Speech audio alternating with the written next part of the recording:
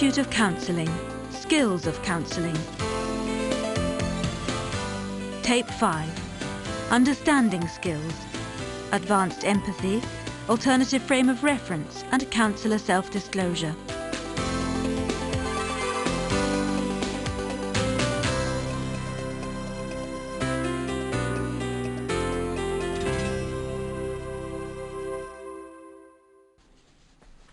I'd like to move on from the exploration skills we were looking at last time to the three key understanding skills of advanced empathy, alternative frame of reference, and lastly, counsellor self-disclosure. Now, we've seen that basic empathy involves feeling your way into the client's perspective by reflecting explicit facts and feelings.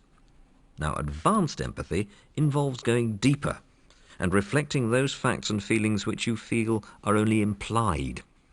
Now, as you can imagine, this is a very powerful technique, and it must be used with care and sensitivity. In fact, it should only be used after the establishment of an empathic relationship with the client. Otherwise, it could be quite destructive. Now, this can be likened to having a bank account, except that it's an empathy bank account. Every time the counsellor builds up the relationship through empathy, then it's like investing into the account. But every time the counsellor in any way challenges the client through advanced empathy, then this takes away from the co-presence between counsellor and client, and so it's like making a withdrawal from the account. So the counsellor needs to feel there's enough empathy invested in the relationship to allow for a withdrawal to be made. Otherwise, the relationship could end in bankruptcy. What we're trying to do here is to move the client on from the crisis event to a self-understanding of the crisis experience. Now, advanced empathy will involve using one's intuition to share insights or hunches or fantasies, reflecting meanings or themes which may be hidden or at least in soft focus for the client. And be sure to share with the client the evidence why you feel or think a particular way. Now, some of you may be a little puzzled as to how the quality of empathy now seems to be used as a skill. Well, it goes something like this. We demonstrate the advanced empathy that we have by using the skill of reflecting implied themes, facts, and feelings. But be careful that the things which you reflect are based around the client's experience and not just your theories. Advanced empathy works precisely because the client can see themselves in what you reflect back to them. There's much more to helping than simply understanding. I mean, if you can enter the world of the client through empathic understanding and see things the way clients see things, the effective counsellor will be able to do this, but then help the client move on. I don't want to be someone who says, "I understand your situation," and then leave it at that.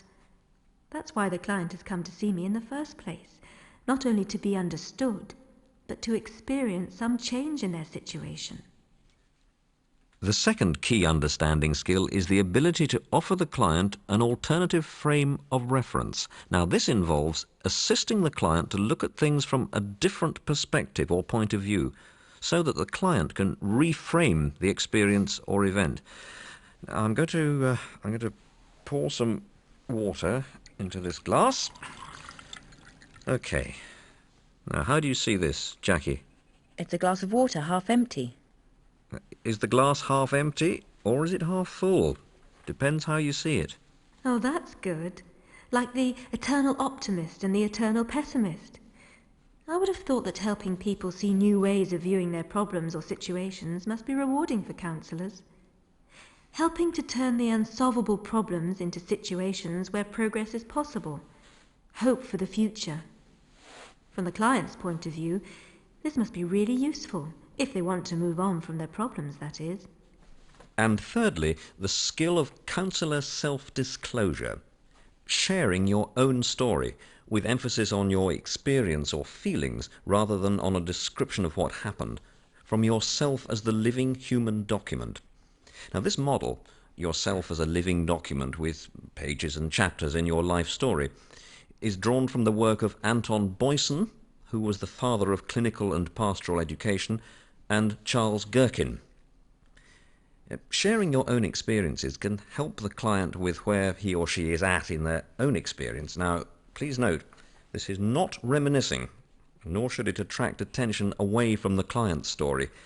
It's used with much discipline and tact as an understanding skill and should not be used at the exploration stage. It's always important to remember that the point is to further encourage the client to carry on exploring and understanding their own situation. So don't share something if it's only going to divert attention to your own experience. Okay, let's demonstrate the three skills.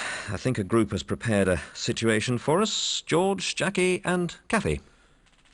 We had a full house on Saturday night, and you know, George, he didn't even lift a finger. So you both had friends round at the weekend, and now you're angry, Jackie. He didn't even lift a finger. It's as if you wanted him to do something for you. You bet I did. I wanted him to help clear up. She's not telling you. I put my back out the night before. Is there possibly another way of looking at this, Jackie? Is George saying that he was in pain during the party? Yes, well, he has had some problems with his back. But I still found it very difficult having to do all the work. I found it so... I don't know what to say. Well, maybe I can help. I know that when my mother fell over recently and broke her leg, I had to do all the housework and cooking. I really felt under pressure. Tell us if any of this fits in with your feelings. I remember when I finished the summer school, I felt I had seen how the skills could be used, but that counselling was still something of a mystery. Well, now I don't feel it's a mystery, but I do feel it's an art. It's an art to know when to pick up an issue with a client. It's an art to know when to file something away mentally because now is not the right time. The art of counselling. When I began to see we couldn't live on Andy's wages from the business, I decided it was time to go full-time. I knew we couldn't make it with the bills coming in only on one wage, and that was part-time. I had to do something or we would sink. Mary, I hear you saying, I decided, I knew, I had to. You seem to use the word I rather than we, and I'm wondering what this is about. It's about me working my fingers to the bone so that we can eat and pay the bills. What seems to be missing is a sense of partnership, not only in the business, but also in the marriage from both of you. I don't know about partnership. I should be head of the house and earn the money. How can I be treated as head of the house if I don't earn the money? It seems, Andy, that the only way you can be treated as head of the house is to earn the money. So earning the money gives you the right to be head of the house. Mary, how would you describe this role? It's got nothing to do with the money. In fact, does the breadwinner necessarily have to be head of the house? Okay, let's leave out the issue of earning the money being related to this role. Andy, where did you get this role of being head of the house? My father, he was. He was till the day he died, and there's nothing wrong with that. What other way can there be? I know that my parents tended to share between them all the responsibilities of family life. Well, bully for your parents, Liz. I don't necessarily want it 50-50. I'm happy for Andy to be head of the house, and I'll do the things he needs me to. But what I do want is to be respected as his partner. Andy, we started by looking at who earns the money and how you see that being related to you as head of the house. We moved on to Mary, suggesting an alternative way to look at it, that by you giving Mary respect, she can respect your wish to be head of the house. So we've moved from money to respect, and we've moved from I statements to partnership. Well, maybe I'm a bit old-fashioned, but honestly I've never thought of it that way. The longest journey in the world. Now that's something. The longest journey in the world. It isn't a great distance. No. No, it's really very short. The longest journey in the world is the journey from my head to my heart. To have free access and free movement between the two, this is the journey of a lifetime.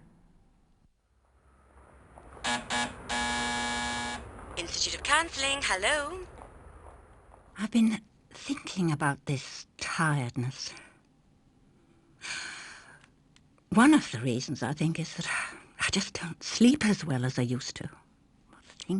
Things bother me. Things? Sometimes, well, quite often, I suppose, I wake up vaguely remembering a dream. It seems to be the same dream. Maybe it's the dream that's bothering me, somehow making me depressed. So you're aware that you're depressed after some of these experiences. You said maybe it's the dream that's bothering you, Jean.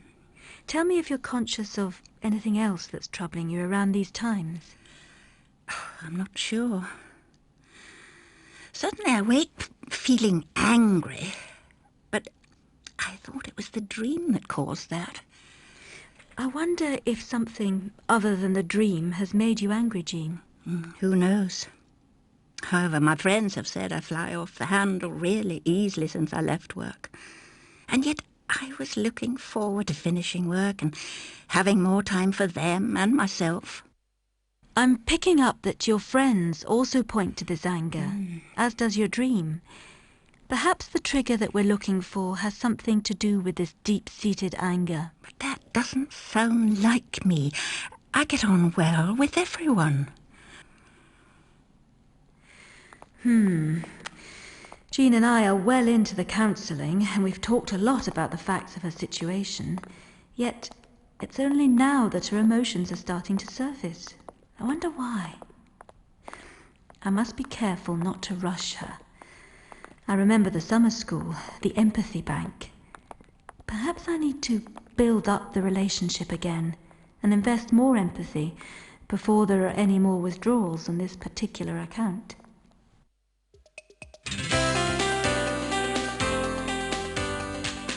Why is it so important to distinguish between the use of empathy and advanced empathy? What difficulties might you encounter when using counsellor self-disclosure?